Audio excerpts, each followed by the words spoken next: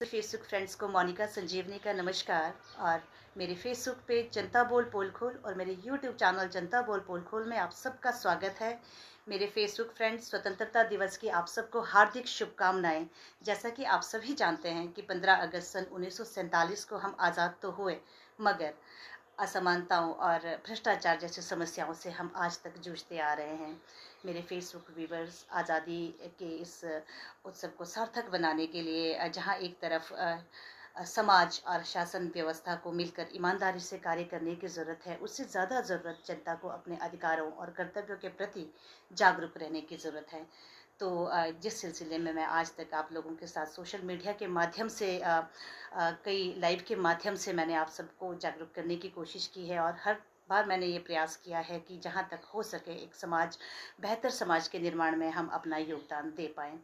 तो मेरे Facebook viewers, आज फिर आप सबके सम्मुख में आई हूँ और मैं कुछ आप सबसे शेयर करना चाहती हूँ। जैसा कि आप सभी जानते हैं कि जब भी कोई ऐसी घटना या कुछ इस तरह का वाक्य मेरे सामने आता है, तो मैं इसे आप सभी के साथ शेयर करना ज़रूर बहुत ही ज़रूरत समझती हूँ इसको शेयर करने की। और मैं पिछले कल सोशल मीडिया में एक खबर पढ़ रही थी कि जल शक्ति विभाग से संबंधित ये खबर है। और जैसा कि हम सभी जानते हैं कि कुल्लू मनाली और हिमाचल की अगर मैं बात लेकर के चलूँ कि किस तरह से हम पिछले कुछ वर्षों से जो है लगातार आपदा से जूझ रहे हैं, और मैंने काफ़ी कुछ आप सबको लाइव दिखाया है और इन आपदा के कारणों को भी आप सबको बताने की कोशिश की है और किस तरह से हमें इस आपदा से बचना है, इस विषय को लेकर के भी मैं आज तक आप सबसे बहुत कुछ चर्चा करते आई हूँ। और ये खबर लगी थी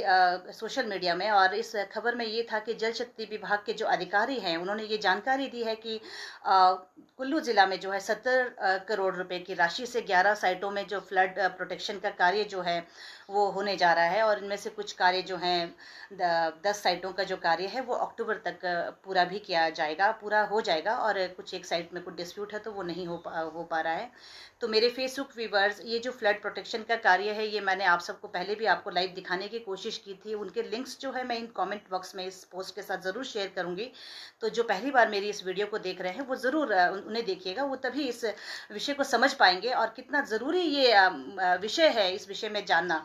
क्योंकि देखिए, लाखों करोड़ों के बजट जब इस तरह से आपदा में बह जाते हैं तो इसका कहीं ना कहीं नुकसान जो है हम जनता को भी उठाना पड़ता है। मेरे फेसबुक व्यूवर्स, और तकनीकी और व्यवहारिक दृष्टिकोण से जो है नदी नालों को सुरक्षित करने के लिए हमें अल्पकालिक योजनाओं की ज़रूरत नहीं है, और जबकि हमें इस पर बहुत एक ठोस नीति अपनाने की ज़रूरत है। और मैं आप सबसे ये शेयर करना चाहूँगी मेरे फेसबुक व्यूवर्स, केंद्रीय जल आयोग, सिंचाई विभाग वैज्ञानिक हाइड्रोलिक मॉडलों के आधार पर जो है नदी नालों के जो 2 किनारे हैं उन दोनों को सुदृढ़ करने की हमें आवश्यकता होती है। हम सिर्फ किसी एक किनारे की तरफ ध्यान नहीं दे सकते, क्योंकि आपदा जब आएगी तो ये दोनों किनारों को अपने साथ बहा कर ले जाएगी, ये किसी एक किनारे की तरफ नहीं होगा। और नदी नालों के दोनों किनारों में अस्थायी और अल्पकालिक योजनाओं को लाने की बजाय हमें ज़रूरत है कि हम इस पर एक सुदृढ़ कोई इस तरह की योजनाएं हम लेकर के आए, ताकि आपदा जैसी घटनाओं से हम बच पाएं।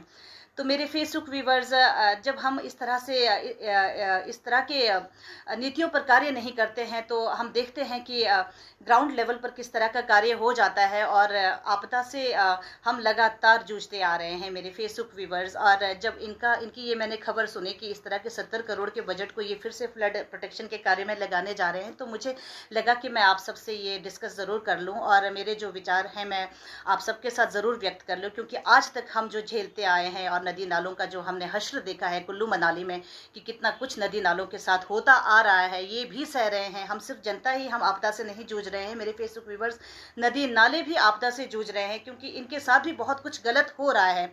देखिए मेरे फेसबुक व्यूवर्स, मैं आप सबसे कुछ ये डिस्कस करना चाह रही हूँ कि पर्यावरण ही नहीं बल्कि जनता के साथ भी इस तरह के जो बजट है वो खिलवाड़ कर रहे हैं। ये कहते कुछ और हैं और बताते कुछ और हैं मेरे फेसबुक व्यूवर्स। नदियों से किनारों को ये छीनते हैं, और इतना ही नहीं ये नालों को भी मोड़ते हैं। तो ये मैंने आप सबको लाइव दिखाया है और ये मैंने कुछ अपने शब्दों के माध्यम से मैं आपको व्यक्त करना चाहूँगी, ताकि मैं आपकी जो है आप मेरी भावनाओं को समझ पाएँ कि किस तरह से हम प्रकृति से जुड़े हैं और पर्यावरण से हम जुड़े रहना चाहते हैं और प्रकृति का ख्याल रख रहे हैं। सिर्फ हम जनता के विषय में ही नहीं, सिर्फ हम क्योंकि देखिए पर्यावरण भी हमारा एक हिस्सा है और इसके बारे में सोचना भी हमारा फर्ज बनता है मेरे फेसबुक व्यूवर्स। तो सुनिएगा, नदियों से किनारों को छीनते हैं, इतना ही नहीं ये नालों को भी मोड़ते हैं विकास के नाम पर। ये मैं बताने जा रही हूँ, विकास के नाम पर लगातार प्रकृति का दोहन करते हैं। इनके ऐसे कारनामे ही तो आपदा लाते हैं। पहले आपदा को न्योता देते हैं, फिर करोड़ों का बजट बनाते हैं। पहले आपदा को न्योता देते हैं, फिर करोड़ों का बजट बनाते हैं। इनसे भी जब इनका गुजारा नहीं होता तो आपदा के नाम पर चंदा भी इकट्ठा करते हैं। विनाशनुमा विकास कर फिर अगले आपदा को लाने की तैयारियों में जुट जाते हैं। विनाशनुमा विकास कर फिर अगले आपदा को लाने की तैयारियों में जुट जाते हैं। करोड़ों के बजट को टके की तरह बहा देते हैं। तो मेरे फेसबुक व्यूवर्स, नदी के जो किनारे होते हैं वहां पर प्लांटेशन होने की बजाय जब हम इस तरह के कंक्रीट नदी के किनारों को छेड़खानी करते हैं तो वो नदी, इस तरह के विकास जो है वो आपदा में, बाढ़ में बह जाते हैं और इस बजट का जो है पूरी तरह से मिसयूज हो जाता है मेरे फेसबुक व्यूवर्स। और तकनीकी और व्यवहारिक दृष्टिकोण से जो है नदी नालों के दोनों किनारों को बाढ़ से सुरक्षित करने की जरूरत होती है, ना कि सिर्फ एक किनारे को। देखिए, नदी नालों के जो है वो दो किनारे होते हैं, ये दोनों कहाँ एक दूसरे से जुदा होते हैं। नदी नालों के दो किनारे होते हैं, ये दोनों कहाँ एक दूसरे से जुदा होते हैं।